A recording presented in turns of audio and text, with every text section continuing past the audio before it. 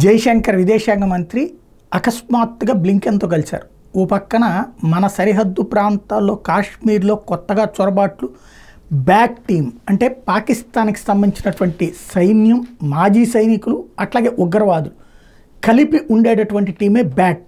ఆ bat team enter అవుతూ ఉండటం, మనం దాడులు చేస్తుంటే ఆ సందర్భంగా మన మీద దాడులు చేస్తూ మన సైనికులు వీరమరణం పొందుతున్నటువంటి సంఘటనలు.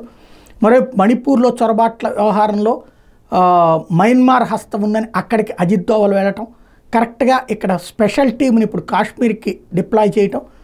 ఈ సందర్భంలో ఇప్పుడు జైశంకర్, భారత విదేశాంగ మంత్రి జైశంకర్ జపాన్ రాజధాని టోక్యోలో అమెరికా విదేశాంగ మంత్రి ఆంటోనీ బ్లింకెన్తో సమావేశమయ్యారు. రెండు దేశాల మధ్య సంబంధాలకు సంబంధించిన పలు అంశాల మీద చర్చించామంటూ ఆయన చెప్పుకొచ్చారు. ఇది కొంత సంథింగ్ ఏదో జరుగుతోంది, ఏం జరిగినా ఆశ్చర్యపోనక్కర్లేదు, ఎప్పుడు బయటకు వస్తుందనేది చూడాలంతే.